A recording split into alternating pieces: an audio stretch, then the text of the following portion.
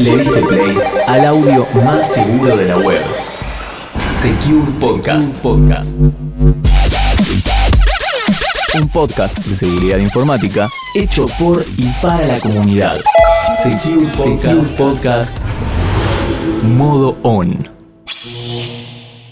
Bienvenidos y bienvenidas a un nuevo episodio de Secure Podcast, episodio número 73. Junto a una mesa especial que tenemos a un invitado que ya avanzaremos, pero vamos a empezar a saludar a parte del nuevo equipo de la edición 2025 que nos acompaña. Primero saludarla a ella, la ingeniera Marcela Pallero. ¿Cómo estás, Marce? Bienvenida. Hola, buenas tardes a todos. Buenas tardes, buenos días, buenas noches, como decía, acá lo estamos escuchando, nos estamos acordando de Maxi, de Emi.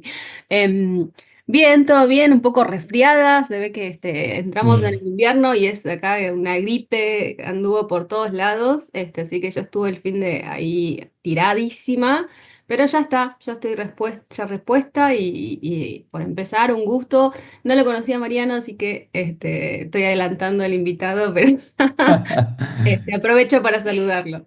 Pero no saben qué Mariano, porque hay No, varios Marianos en el ecosistema de ¿cuál ciberseguridad, así será? que todavía hay un Mariano en la mesa y no saben cuál. Hay un Mariano. Muy bien, muy bien. Bueno, Marce, muchas gracias. Nuestro otro compañero que se ha integrado, que para mí es un amigo de toda la vida, porque es mi socio de Asegurarte, que es Maximiliano Macedo. ¿Qué haces, Maxi?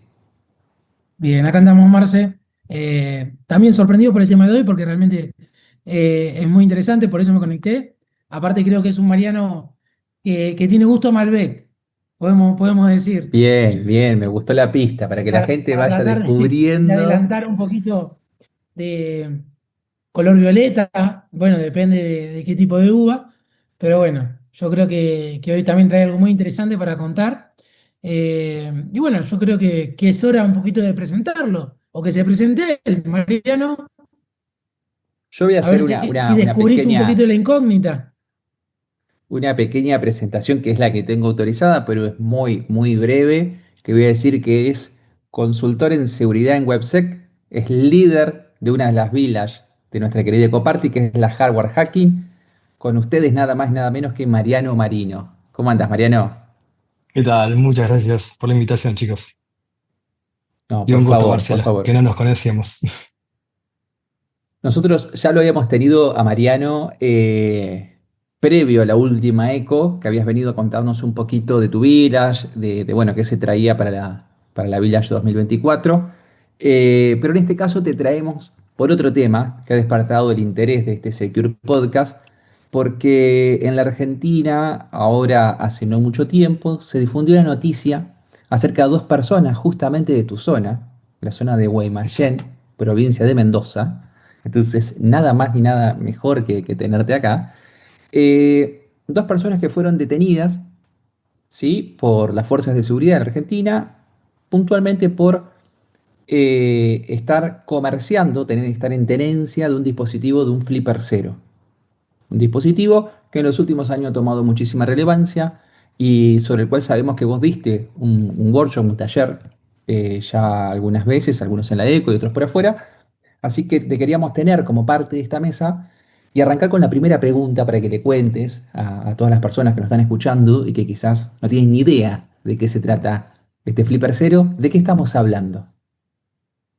Bien, el Flipper Cero es un dispositivo bastante potente en sí, porque es chiquito, buena batería, un sistema operativo realmente muy, muy interesante para hacer aplicaciones y demás, y que tiene embebida, digamos, dentro de su hardware un montonazo de posibilidades de herramientas de auditoría, por así decirlo. No vamos a hablar de ataque ni mucho menos.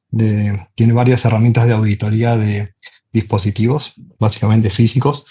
Y bueno, resulta que durante estos últimos años se ha hablado mucho, se ha hablado bien y mal, porque en definitiva se le ha atribuido ataques que realmente no puede hacer, pero bueno, cuando dejan el título es bastante clickbait, por así decirlo. Entonces, gracias a una desinformación por ahí de la parte, no sé, de YouTube o de los periodistas y demás, hace Ujú. que, bueno, se lo ponga permanentemente ahí en tela de juicio si es un buen dispositivo, mal dispositivo, lo usan los delincuentes y demás.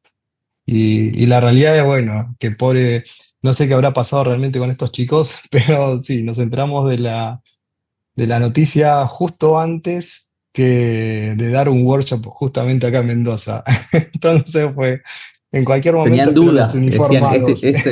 claro, claro. Esto se Che, puede dar, nos van a venir a suspender.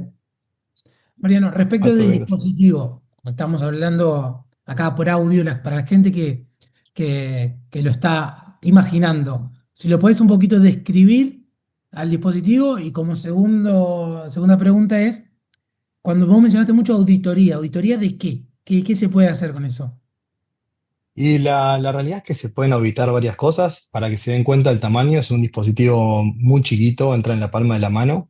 Si tuviese que materializar eso con herramientas, por ejemplo, de hardware tradicionales, como son Arduino y demás, son varios proyectos de electrónica. Eh, Justamente si tuviese que concentrar todos esos dispositivos que tiene la Flipper, obviamente el tamaño sería muchísimo mayor. Entonces, la miniaturización que tiene la Flipper hace que sea un dispositivo de mano bastante interesante. ¿Qué podés hacer? La realidad es que podés hacer varios tipos de pruebas de seguridad. La primer prueba es todo lo que tiene que ver señales de radio. Si nosotros queremos auditar un control remoto, por ejemplo, del control remoto de tu portón automatizado, de sistemas de alarma, de sensores, de autos, de las llaves de los autos y demás, lo podés hacer. Complejidad variable. Hay algunos ataques que sí o algunas auditorías que sí se pueden hacer y otras que no, pero la realidad es que es un dispositivo caro para hacer ese tipo de auditoría solamente. O sea, yo con $5 Ujú. puedo hacer lo mismo, exactamente lo mismo utilizando otro tipo de dispositivos. Es decir, Claro. sinceramente un delincuente no lo veo un delincuente usando una flipper porque no gastaría $200. Cualquier cosa que emita y reciba eh, señales de radio en ciertas frecuencias y un MP3 o algo para grabar el sonido lo puede hacer, digamos. Entonces, como que asignar que el flipper es una herramienta para delincuentes es como desconocer un poco qué es lo que está sucediendo atrás. No veo, ya te digo, un delincuente con $200 para un dispositivo. O sea, Buení- es medio, Buenísimo. medio complejo. Buenísima la aclaración porque nada, me acuerdo que yo, yo vi en la noticia, este, y primero era qué era lo que, o sea, qué estaba mal, que encima la noticia era que los llevaron presos, porque hay que, digamos, hay delitos y después para que los lleven presos en el acto, ¿no? En flagrancia, digo, qué, qué horror eso que hicieron, que tenían que ir presos. Y por otro lado, justo vos estabas mencionando que había otros dispositivos que podían hacer lo mismo, que por ahí sí era lo que podían usar los delincuentes. ¿Cuáles serían los que usan los delincuentes y cuáles otros dispositivos se usan también en seguridad que son parecidos y sirven para hacer así test? A ver, desconozco qué usan los delincuentes, por un lado, Bueno, pero, que te pero en contaron. realidad, no, la realidad es que ese tipo, digamos, de dispositivos eh, tranquilamente se pueden emular con cualquier cosa. Justamente en el momento de que Flipper empezó como a recibir eh, eh, bastantes bloqueos para importación y demás, ellos salieron a decir que con un cable y un par de componentes Sí. electrónicos se podía hacer exactamente lo mismo. Entonces, y es así, digamos, los ataques que hay en señales de radio son bastante sencillos de hacer si del otro lado no tenés las protecciones debidas, ¿no? Es decir, yo puedo tener hoy en día un auto con muchos controles de seguridad en la llave, digamos, tiene rolling codes y demás, son sistemas de seguridad que hacen que el ataque a un vehículo sea bastante difícil de hacer. No digo imposible, ¿no? Pero no es que vos tenés una herramienta, una navaja suiza, digamos, que apretás dos botones y ya abriste un auto. Claro. Y eso, viste, si, si yo afirmo eso, vendería humo. No, Y no es como en realmente la no es así. peli, no es como en la peli que... No, no, o sea, también hay mucho clickbait, ¿no? Entonces uno tiende, digamos, a utilizar títulos bastante jiteros, por así decirlo, como para que la gente Ujú. entre en tu video o entre en la noticia. Y la realidad es que dista mucho de eso. Por ejemplo, otra de las cosas que se pueden hacer es clonar las tarjetas de crédito. Está bien, o sea, vos lo podés clonar como cualquier dispositivo de $20 comprado en AliExpress. Ahora bien, yo clono la tarjeta. ¿Yo puedo hacer alguna compra con esa tarjeta clonada? No, porque las operaciones que cuando vos haces una compra, digamos, se producen otros tipos de operaciones criptográficas que están dentro de la tarjeta y esas no se pueden emular desde afuera con un flipper ni con otro dispositivo. Entonces, también si vos te quedás con eso, yo puedo clonar tarjetas, sí, y estoy diciendo la mitad de las cosas. Claro. Ahora, que yo quiera realizar una compra en forma ilegal y ahí ya dista demasiado de la verdad. Claro, sí, sí, me parece que está bueno eso que aclarás, Mariano, y también para poner en contexto a la gente, eh, digo que Argentina no dista, y un poco lo que a nosotros nos llamó la atención cuando Marcela había compartido un poco la noticia en el grupo que tenemos, eh, tenía que ver de por qué una persona, por qué era ilegítimo la tenencia, porque digamos, según un poco contaba la noticia, con la poca información que da la noticia de Guaymallén, es que primero a través de ciberpatrullaje, un tema que lo dejaremos para otro episodio, la Fuerza de Seguridad de Mendoza detectó que estaban comercializando un flipper cero con fines de llevar a cabo delitos. O sea, no sé cómo lo habrán vendido, y que lo que hizo la Fuerza de Seguridad fue pactar una especie, una compra pactada, en donde le mostraron el dispositivo y ahí fueron detenidos estas personas. Y lo que me parece interesante siempre es mirar qué es lo que está pasando en el mundo, ¿no? Y ahí encontramos dos casos. El primero que vos lo mencionabas, que es en Canadá. Digo, lo que terminó pasando es que, digo, en febrero de 2024, el ministro de la Agencia de Innovación, Ciencia y Desarrollo Económico de Canadá eh, terminó diciendo en redes sociales, él estaba participando, según tengo entendido, como una especie de convención contra el robo o algunos tipos de hurtos, y él explicita que uno de los grandes problemas de Canadá es el robo de autos y manifiesta que Canadá va a avanzar en la prohibición de este tipo de dispositivos, considerándolos los culpables del aumento en el robo de vehículos. Ante esa declaración de este ministro de Canadá, fue donde Flipper Zero responde en redes sociales, de esta forma que vos decías, mostrando que eso que ellos decían que era culpa del Flipper Zero es algo que actualmente alguien lo puede hacer con unos auriculares cortados. El video me pareció genial, pueden buscarlo en las redes sociales porque es fantástico la respuesta que termina dando Flipper Zero, mostrando que le estamos echando la culpa a un dispositivo con una tecnología que se puede hacer de forma casera. Digo, que ellos cortan unos auriculares y muestran cómo se puede ir leyendo una señal de radiofrecuencia con Audacity, creo que lo hacen incluso con digamos, un editor de audio eh, de open source y demás. Y por otro lado, un caso más cercano, que sí es más preocupante, porque termina Canadá, les cuento un poquito el final de la historia, termina dando pasos hacia atrás ante la presión que hubo por esta supuesta prohibición y termina diciendo que en realidad no lo van a prohibir, pero sí van a intentar regular o darle licencias acerca de quiénes pueden tener este dispositivo. Que bueno, que ahí es algo distinto, pero de todas maneras implica un avance del Estado sobre acerca de quién puede tener o no. Me interesa el caso de Brasil, porque el caso de Brasil es más grosero. En el caso de Brasil, cuando se intentó importar el Flipper Cero a Antel, que es el organismo dedicado, como nosotros tenemos el ENACOM en Argentina, para las personas que nos están escuchando de Argentina, es un organismo público dedicado a la regulación de las telecomunicaciones.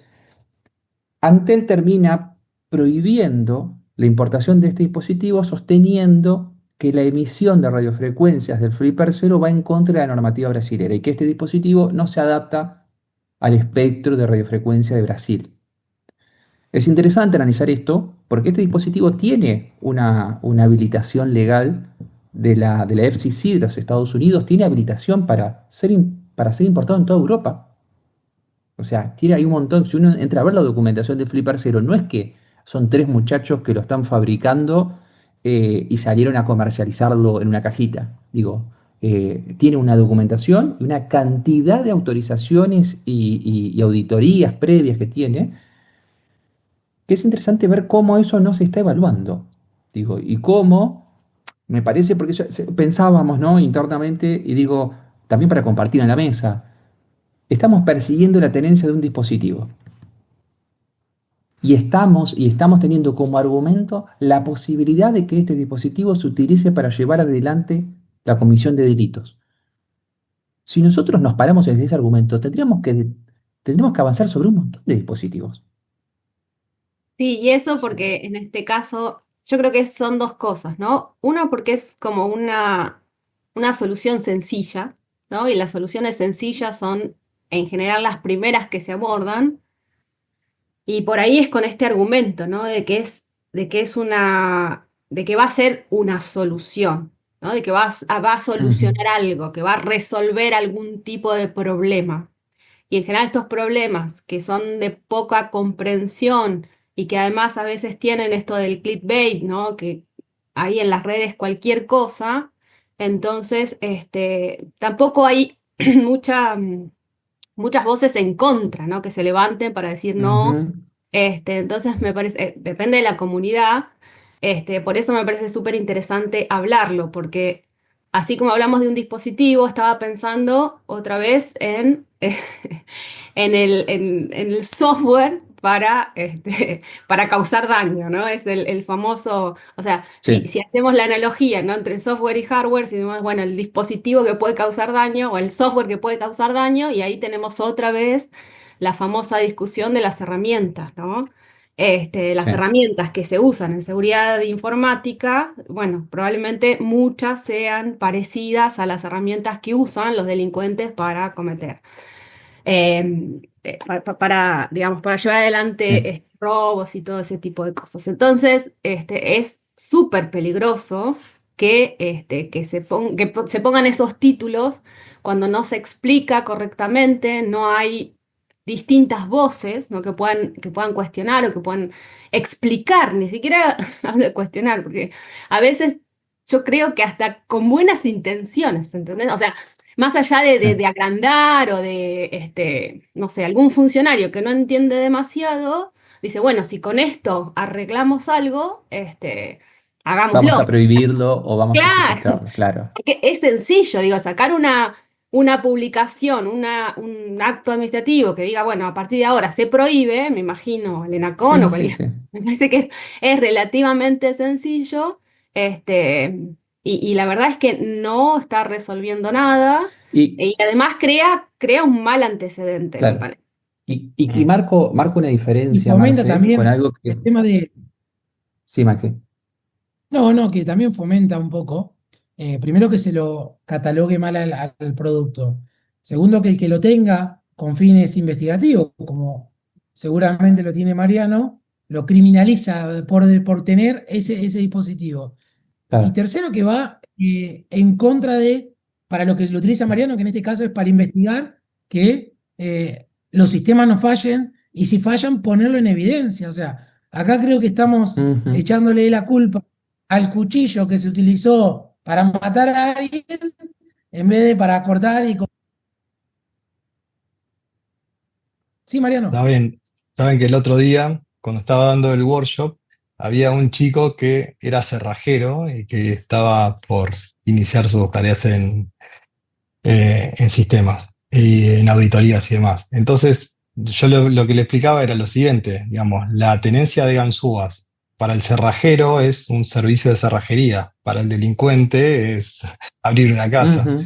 Y esto lo mismo, digamos, para nosotros tener un flipper es una herramienta de auditoría. A mí me contratan, voy físicamente y chequeo cómo es la seguridad, qué controles tienen sobre sus controles de acceso, sobre su sistema de alarma y demás. O sea, con esa información yo después no Sí, me voy a meter en la empresa para robarle algo. O sea, es la eterna discusión de sí. la tenencia de herramientas no va a ser delincuente, digamos. Sí, por eso me parece que ese es el camino y en eso también. porque no somos lo estamos inventando. Me gustaría citar, porque encontré bastante trabajo realizado por la Electronic Frontier Foundation, que para los que no lo conocen es una de las organizaciones a nivel mundial más importantes en materia de protección de derechos digitales. De hecho, en la Village Downbeat en Cana de Coparty hemos tenido a Katitza Rodríguez en algún momento hablando sobre algunos casos. Eh, sobre este tema, en el cual puso la atención de esta organización, les leo algo muy breve, pero que me parece que es clave para esto que estamos hablando. Dice, los tribunales y la ley deben garantizar que la creación, posesión o distribución de herramientas relacionadas con la ciberseguridad estén protegidas por el artículo 13 de la Convención Americana sobre Derechos Humanos, como actos legítimos de libertad de expresión, y que no sean penalizados o restringidos de otro modo. Estas herramientas son fundamentales para la práctica de la defensa de la seguridad y tienen usos legítimos y socialmente deseables, como la identificación y el ensayo de vulnerabilidades prácticas. Me parece que esto está bueno empezar a entenderlo porque es esto que estamos hablando y estamos poniendo sobre la mesa. Digo, criminalizar un dispositivo que tiene un montón de otras funciones, porque una de las comparaciones en esta investigación que estuve haciendo que veía, por ejemplo, el ENACOM ha restringido en la Argentina la libre circulación de jammers, ¿no? Para el que no conozca, Mariano seguramente vamos a apelar a Mariano, ya que tenemos un experto en la mesa. Mariano, explicar a la gente en qué consiste un jammer. Básicamente, quien grita más fuerte se queda con el canal de comunicación en el aire y el jammer básicamente es eso, es un dispositivo que grita muy fuerte y bueno, deja a los otros callados. Y es lo que se utiliza, digamos, como un famoso inhibidor, por así decirlo. Ujú. Vos generás ruido en una frecuencia para que la comunicación válida no se pueda realizar. Claro. Bueno, ¿por qué me interesa? Porque el jammer ha sido restringido, pero ahí quizás haciendo un paralelo con el Flipper Zero. El Flipper Zero tiene un montón de usos legítimos que uno como profesional de la seguridad de la información puede llevar adelante para probar vulnerabilidades en un sistema. El jammer quizás tiene muchas menos funciones. Digo, el jammer podrá tener algunas, digo, corregime Mariano si me estoy equivocando, pero el jammer en principio tiene una función de que si está funcionando empieza a emitir frecuencias en distintas bandas y empieza a pisar y empieza, que esto está tipificado penalmente por el artículo 197 de nuestro Código Penal, uno de los artículos incorporados en la ley 26.388, que es la obstaculización o interrumpir el normal funcionamiento de una telecomunicación. O sea que podría ser considerado una forma de denegación de servicios. Porque si yo estoy legítimamente emitiendo una señal y viene alguien y gritando más fuerte, como diría Mariano, termina tirándome al piso mi señal, obstaculizando una comunicación telefónica, comunicación, una red Wi-Fi, lo que sea, eh, termina de forma ilegítima, insisto, copando el espectro de radiofrecuencia. Digo, y esto es algo que, sí, Mariano, te escuchamos. No, te iba a comentar una cosa. Y yo agarro el flipper, lo abro y lo separo en sus componentes. Sí. Todos los dispositivos, todos los circuitos integrados son exactamente iguales, muy parecidos que los de otros dispositivos. Es decir, si yo agarro un control remoto de mi alarma, posiblemente tenga en su interior el mismo circuito integrado que tiene la Flipper para todo lo que Ujú, tiene que ver señales de radio. No incorpora ningún tipo de amplificador o circuito extra que le dé posibilidades de hacer un jamming ujú. o un bloqueo de señales. Entonces hay veces que eso hace que, nada, sea bastante difícil realizar ataques gracias con una flipper, básicamente.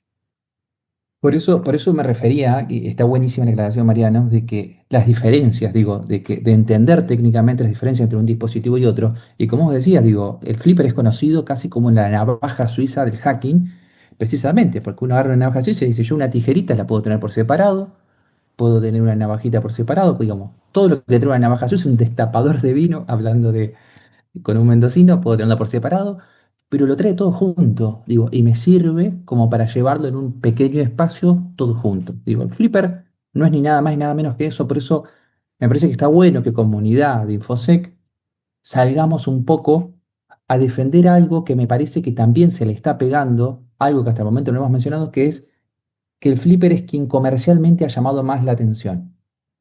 Porque hoy te preguntaba, Marcia, acerca de otros dispositivos eh, que existen en el mercado, pero son quizás mucho menos populares y mucho menos amigables, ¿no? Vos que estás en el mundo del hardware hacking.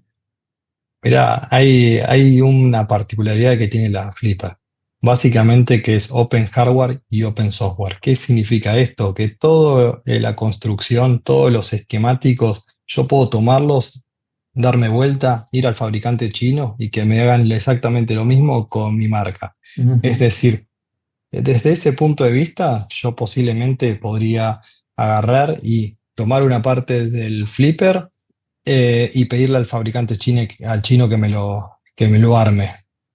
Y allá tengo un dispositivo específico que imita las características de la Flipper. Es decir, yo desde partir desde la Flipper y generar otros dispositivos o comprar otros dispositivos que cada vez hay más, o sea, es lo mismo. O sea, tenés una pila de opciones. Inclusive, ya te digo, una radio, un handy que esté en 433 MHz, puede escuchar y emitir en esa Ujú. frecuencia, listo, ya tenés una herramienta de ataque y no es así, es un handy de comunicación. Y como bien decías, obviamente si yo obstaculizo, ahí yo voy a tener un problema legal y eso tendría que evitar, digamos. Por eso, y eso me parece interesante tenerlo en cuenta, porque desde el punto de vista penal, eh, estamos adelantando demasiado la barrera. Digo, si empezamos a penalizar la tenencia de un dispositivo. De hecho, hay un argumento que no me va a dejar mentir, que lo anoté porque digo, tiene mucho que ver para mí, porque es el convenio de cibercrimen de Budapest, que seguramente muchas de las personas que son de rubro lo habrán por lo menos oído mencionar alguna vez, que es el instrumento internacional más importante hasta el momento, que termina siendo como una especie de mega tratado que recomienda a todos los países estos son los delitos informáticos que deberías tipificar, ¿no? Cada país va teniendo sus adhesiones y hay posibilidades de reserva. Argentina, a través de la ley 27411, se ha adherido al Convenio de Budapest, pero ha establecido reservas.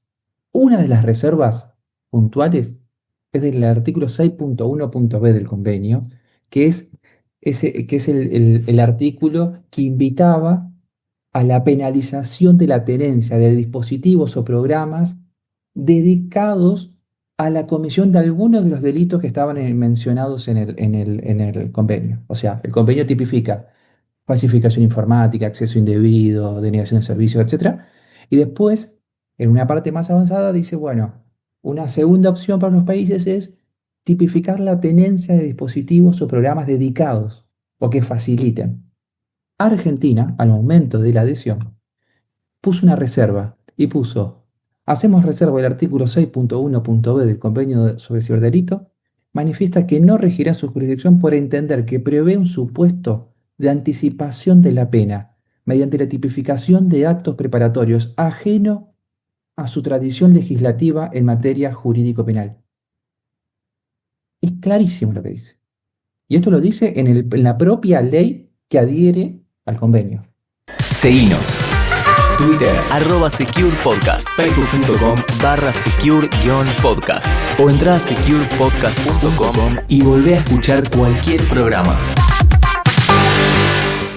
Y sabés que para la adhesión al convenio de Budapest se hizo una mesa que justo fue ahí en donde yo fui a trabajar después, ahí en Arcert, legendario, donde bueno, ahí estaba, digamos, estaba la mesa de los abogados que analizaron cuáles eran los gaps entre la legislación vigente y el convenio. Y en particular opinaba la gente que trabajaba en Arcer. Por eso yo en ese momento no trabajaba, pero sí los chicos, Ujú. creo que estaba Rodolfo Bader en ese momento. este, y bueno, habiendo gente ahí de seguridad informática, entendiendo el lugar de las herramientas de seguridad informática, fue que se incluyó específicamente esta perspectiva. Quiero decir, la gente de seguridad informática que conoce cuál es el estado del arte, los usos, las cuestiones más técnicas y sobre todo el estado del arte, ¿no? O sea, ¿para qué se usan? ¿Cómo se usan? ¿Cuáles son las otras herramientas que hacen lo mismo? Me parece que siempre es necesaria la comunidad de InfoSec opinando, entendiendo cuáles pueden ser los peligros, porque después estamos acá, ¿no? Después estamos Claro. con estos riesgos. Y otro comentario que quería hacer es que siempre se ve, a mí me gusta seguir las legislaciones, eso, cada uno tiene el hobby que quiere, ¿no?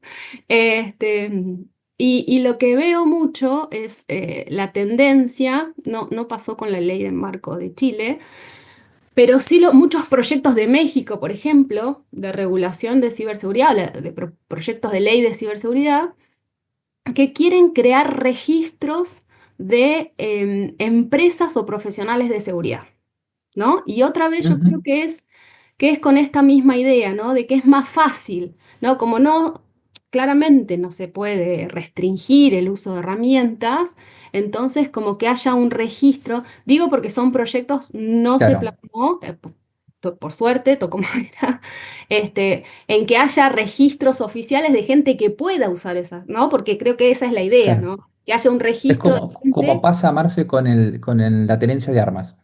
Sí, eso es lo que iba a decir. Claro, Tipo sí, el bueno, por carnet eso. que tenés que acreditarte para poder tener un arma por el uso peligroso Aparte también, un arma siempre es un arma. Acá salen todo el tiempo software con distintas modificaciones, distintas funcionalidades. Entonces es como medio impracticable de alguna forma tener Bueno, ese... es que yo lo comento así en una línea y acá los cuatro Ujú. podemos entender claramente lo ridículo que es. Yo he leído 3 o 4 proyectos de ley que llegaron a presentarse como proyectos de ley en México que decían eso, que se registren Claro. profesionales y empresas. Quiero decir, ojo, porque lo que muchas veces nos parece obvio y muy fácil de entender a los que más o menos, Ujú. y yo no me considero, saben todos que no soy de las más técnicas, pero que nos parece obvio a todos los que más o menos entendemos del tema, eh, para la gente, para otras personas que están en Sí, otros temas, no lo ven, digamos, no les parece o no, sí. no lo analizaron, no le preguntaron a nadie que trabaje en el rubro, por lo menos. Entonces hay cuestiones que son muy complicadas, si no se entienden, si no se explican, porque otra vez, yo creo que a veces lo hacen, o sea, me gusta pensar bien, después para el otro hay tiempo, lo hacen con buena intención, pero claramente que sabemos que Claro. no va a servir para nada eso. ¿Sabes qué pienso, Marce, con respecto a eso? Pienso que en el fondo hay un problema de prueba. Es decir, el Estado, ponele que se da cuenta de que este dispositivo puede servir ¿no? Puede servir, no, sirve para hacer testeos, auditorías en materia de ciberseguridad y también puede ser utilizado por algún delincuente para llevar algún delito.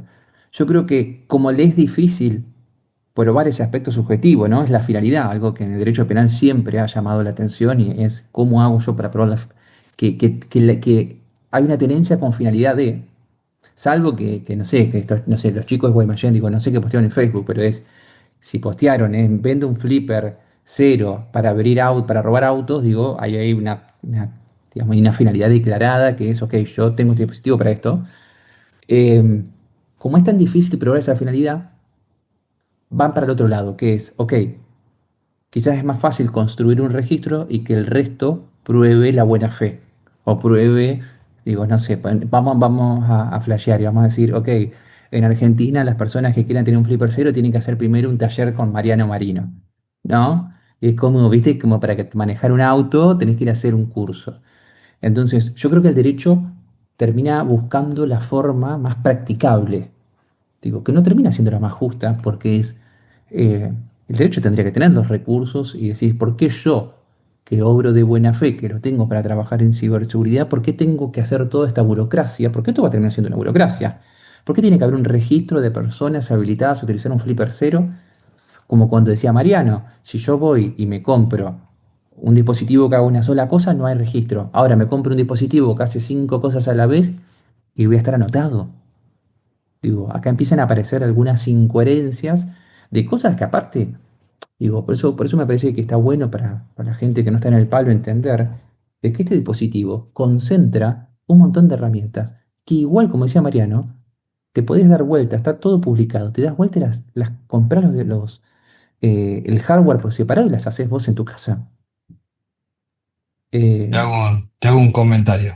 sí, ¿Tenés cerca de tu casa alguna casa eso de controles remotos? por Decís, uy, se supuesto, me rompió el siempre. control remoto, voy a la casa, aprietan dos botones y me llevo un control remoto nuevo. O Ujú, sea, tenemos que meter en, digamos, hacerle una causa a la ¿estás persona que bien? vende el dueño de la casa de control remoto, porque está vendiendo exactamente lo mismo. Un dispositivo que emula un código que Sí. emite mi control remoto. Es decir, y sin ir más lejos, me doy vuelta, yo tengo un control remoto de esos programables. De vuelta, ¿me vas a hacer una causa por tener un control remoto programable? Ujú, Porque si yo lo programo con mi código, también puedo programar con los códigos del resto. sí. Y eso tampoco tendría que ser un delito. Sería una locura. Sería una locura. Mariano, la otra vez fuimos con el Marce a hacer una copia. ¿Vieron los chips, esos que están tan de moda, esos llaveritos de azulcito, amarillito, que son los de contacto que se ponen para abrir las puertas?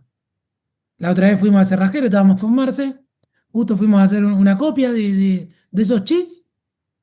El cerrajero con una máquina lo agarra, apoya el chip, copia el original, apoya el otro, quema el nuevo, listo. Y es una máquina que debe salir no sé cuánto dinero, pero permite copiar un chip para trabajar claramente, pero es una máquina que con alguien con malas intenciones la puede utilizar para el mal, pero la máquina no está diseñada para el mal, es una máquina que sirve para eso. Entonces no podemos decir, el cerrajero es un delincuente porque puede copiar los chips, no, porque es parte de su trabajo. Está prestando un servicio de cerrajería. Está Claro. prestando un servicio. Exactamente. Pero fíjate que acá de fondo se dejan ver cosas que nosotros venimos hablando en distintos episodios, que es, hay una desconfianza sobre la persona hacker. Hay una desconfianza. El derecho desconfía. De hecho, digo, no miremos muy lejos. Pensemos que el tipo penal del 153 bis, en nuestro Código Penal, en Argentina estoy hablando, eh, fíjense que está tipificado como un delito de peligro. Y es uno de los aspectos más controversiales del derecho penal, porque el derecho penal es un derecho de peligro. Es decir, debería haber un daño para que exista una tipificación penal. Explica cuál es, por favor, el 153, porque vos hablás en códigos y por ahí no todos los tenemos, cuál delito es y de qué se trata. Sí, el artículo 153 bis que yo mencioné es el que se considera, tipifica penalmente el acceso indebido a un sistema o dato restringido, ¿no? Sería interesantísimo que después podamos debatir en algún otro episodio qué es un sistema o dato restringido, porque esa es la clave de todo, es la clave. Entonces, este tipo penal, así como está confeccionado, no queda claro cuál es el bien jurídico protegido. El famoso Entonces, acceso no autorizado, claro. El, fa- Que, el que famoso, claro, es el hacking, se lo considero como el hacking simple, que es acceder a un sistema y el tema es la condición para que sea un delito, y acá está buenísimo esto que traemos acá a la mesa porque está tipificado, hablando de radiofrecuencias, ¿sí? La captación ilegítima denme un segundo que lo tengo por acá para no equivocarme. Está tipificada la captación ilegítima. Ay, ya lo voy a encontrar.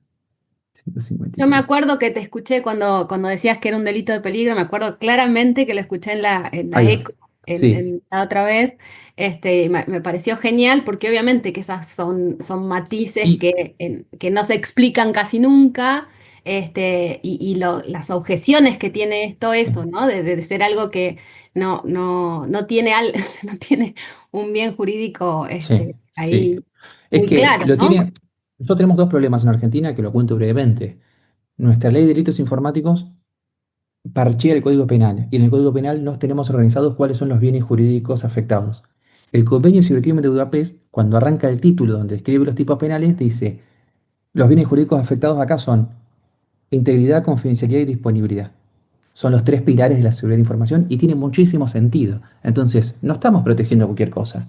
Estamos protegiendo estas tres características de la información. Lo raro en Argentina es que si yo accediera indebidamente a un sistema protegido y del otro lado hubiera sentencias judiciales, es decir, información que no es confidencial, sino que es pública, aún así sería un delito. Porque de la forma en que está redactado no me exige el daño. ¿No? Porque, por ejemplo, si yo le pusiera una coma, que es una de las propuestas que hemos hecho desde Coparty, como tiene el artículo 155, dos más adelante dice que divulgar información confidencial, y hay una coma que dice afectando o pudiendo afectar, ¿sí?, a un tercero, ese afectando o pudiendo afectar exige un daño. Entonces acá lo que puede pasar es que en muchos casos del hacking ético se dan todos los elementos del 153 bis, pero no se produce un daño. Al contrario, muchas veces se produce una mejora en el sistema. Se produce un beneficio en el propietario del sistema. Y esto es lo que ha dado lugar a la persecución de un montón de hackers éticos y, bueno, todo un desarrollo que ya lo hemos hecho en este Secure Podcast. Pero traigo a la mesa lo del 153, segundo párrafo, que dice: estará tipificado el que indebidamente interceptare o captare comunicaciones electrónicas o telecomunicaciones provenientes de cualquier sistema de carácter privado o de acceso restringido. Entonces, hoy en Argentina, la captación, ¿sí?, vamos a llamarle de paquetes de datos de un sistema restringido es un delito penal. ¿Sí? Entonces ahí, de vuelta, por eso digo la importancia de saber cuándo es restringido y cuándo no. ¿Sí? Porque quizás en las radiofrecuencias tenemos muchas menos posibilidades de evaluar la seguridad que lo que fuera en un sistema. Exacto. Ibas a decir algo, Y Marciter. Sí, Mariano. no, te iba a comentar.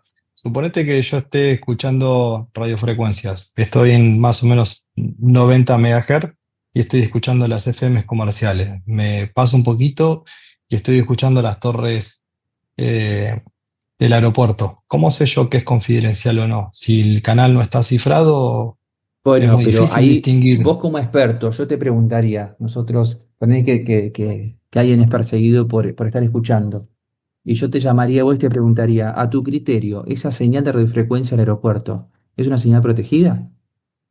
¿Se han Y si no está implementado cifrada, mecanismos de... Bueno, por eso, uno dice, en el 2025, esa señal así como se está emitiendo, ¿podríamos decir que hubo una diligencia por parte del emisor de la señal en protegerla de alguna forma para que el tercero no la escuche?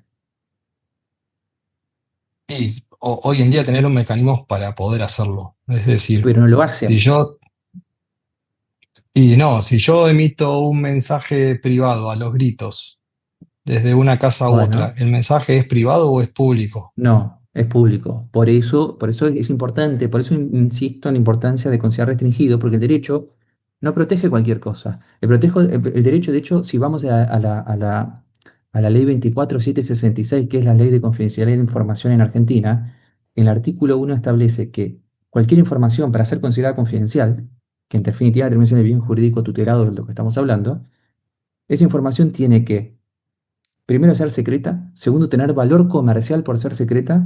Y tercero, haber sido objeto de medidas razonables para guardar ese secreto. Y ahí vamos de vuelta a la pregunta.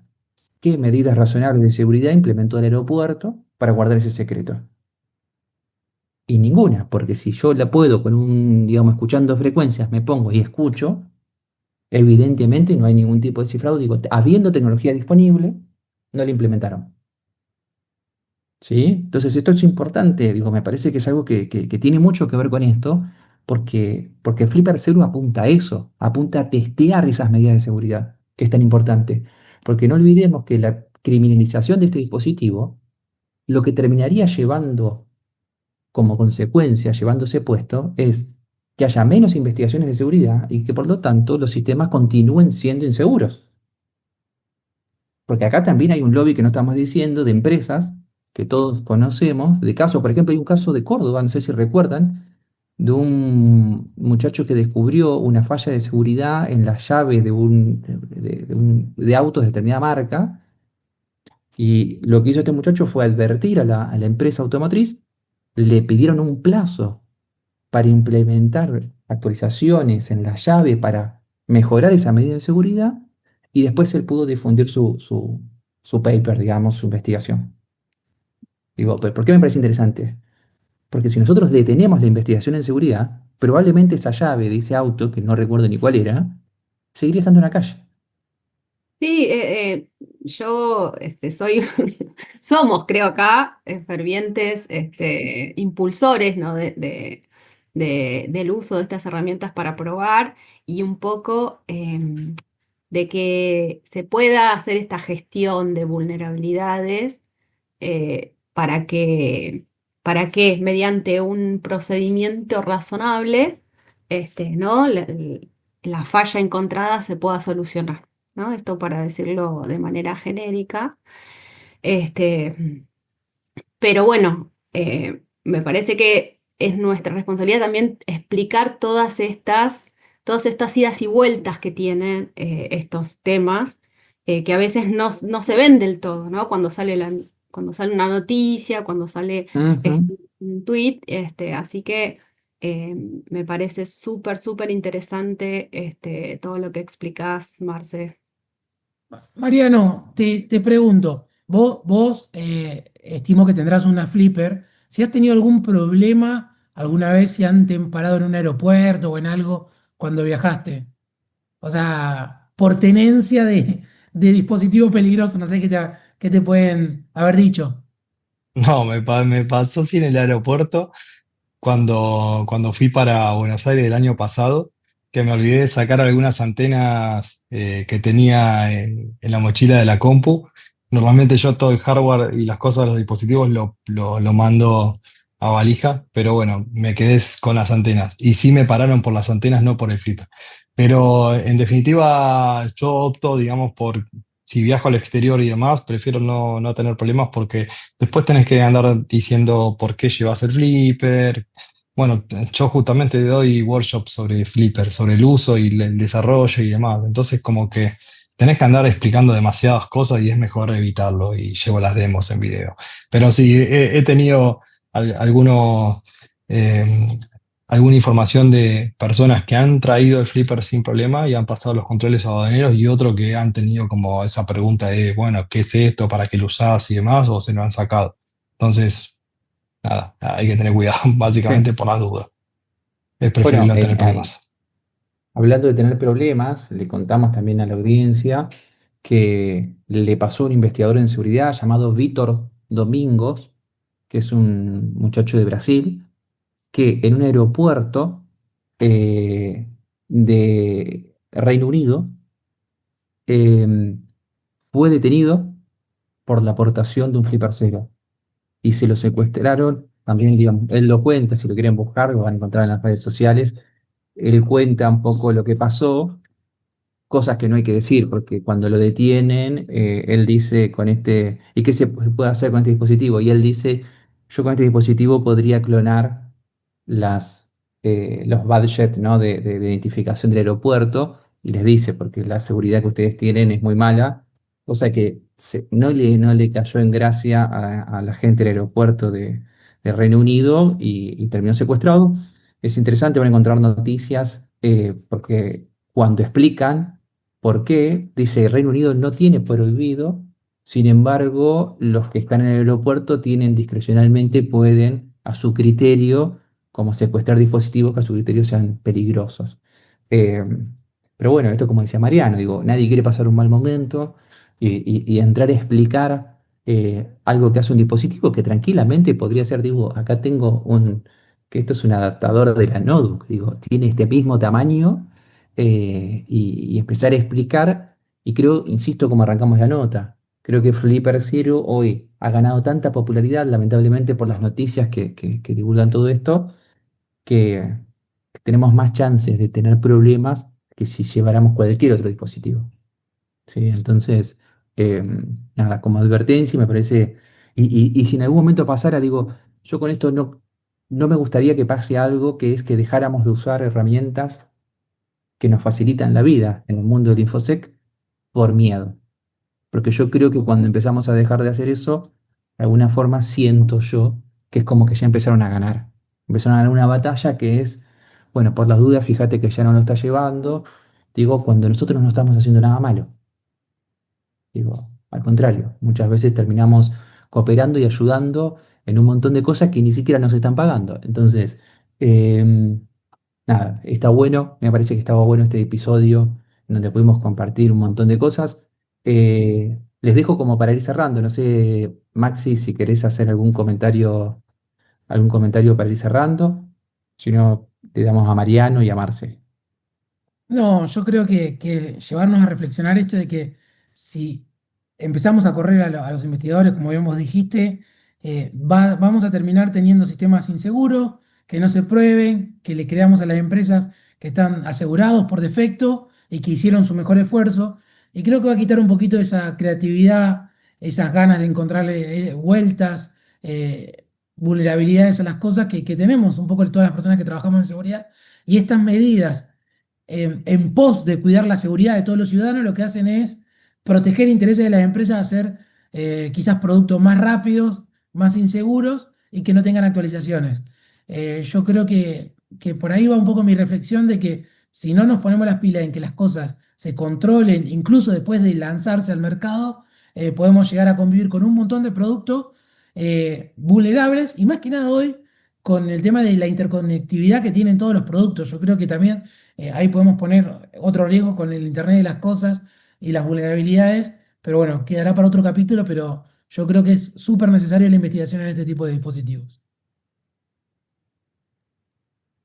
Sí, para despedirme también, bueno, y que además se crea, ¿no? Que por ahí, al dejar de usarlo, se resuelve algo, ¿no? Porque fue todo el desarrollo del episodio. Quiero decir, no Sí. estaríamos, o sea, estaríamos generando un peor ecosistema, ¿no? No un mejor ecosistema, porque, digamos, lo mismo se puede hacer con otras herramientas, como se explicó.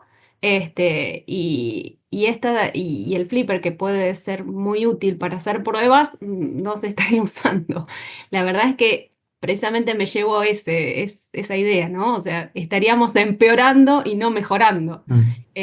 Creo que quedó claro de todo lo que estuvimos charlando. Muchas gracias, Mariano.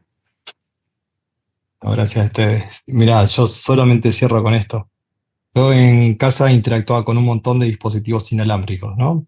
Sensores de alarma, control remoto de automatizaciones de motores y demás. Gracias a, bueno, a formar parte de la villa y demás y hacer auditoría de seguridad, porque en definitiva esos dispositivos yo los usaba a diario, es decir, dejaba mi seguridad en manos de una empresa que se suponía que por su definición, su publicidad y demás eran seguras. Claro, cuando empecé a hacer la auditoría para entender si yo estaba protegido o no, al usar esos dispositivos, me daba cuenta de lo siguiente. Lo que ellos decían que tenían códigos que se cambiaban permanentemente a cada pulsación, no lo tenía. Cuando decían, no, nosotros tenemos claves re seguras, no las tenían. Y todo eso lo pude hacer no solamente con el Clipper cero, sino con un osciloscopio, una herramienta, digamos, de, Ujú. de electrónica, un analizador lógico, o sea, lo pude, digamos, determinar con otros mecanismos, no necesariamente con un flipper. Y eso lo interesante para cerrar es, sinceramente, ahí descubrí, digamos, con ese análisis que de los dispositivos que yo utilizaba eran totalmente inseguros. Y gracias a eso puedo optar por otros, o sea, o otras marcas, o puedo elegir mejor las marcas. Y gracias a qué, a entender un poco cómo funciona y a poder hacer una auditoría. Bueno, me encantó cómo cerraste, Mariano. Aprovechamos a hacer un chivo de que todas aquellas personas que les interese el hacking de hardware, está la Village de Mariano Marino en Ecoparty. Imagino que en Ecoparty este año nos vamos a volver a encontrar, Mariano. Todavía no lo sé, pero bueno, tengo otros Ay, compromisos, pero mirá. tal Bueno, vez a la bueno. distancia. Pero para, Pero por lo menos la espero, gente puede buscar los videos o cosas en YouTube, busquen información de Mariano. sí, O si Y querés, también, Daniel, Mariano, puedes dejar las redes, eso, para las que te quieren seguir. Mariano IT en Twitter y en Telegram, así que ahí estoy en el grupo de la ECO también, cualquier cosa me consulta por ahí. Dale, Mariano, te agradecemos muchísimo por tu tiempo. La verdad es que me encantó este episodio un poquito de un tema que nos interesó, que nos parecía que estaba bueno para compartirlo en comunidad. Marce, ¿querías decir algo más? No, no, no, quería agradecer nada más. Gracias, gracias, estuvo muy bueno. A mí me gustó Bueno, el sí, sí. autobombo. Agradecerles a todos y a todas por escucharnos. Esto fue Secure Podcast, episodio número 73. Nos vemos en el próximo episodio. Chau, chau. Esto fue Secure Podcast. Volvé a escuchar este u otro programa en securepodcast.com.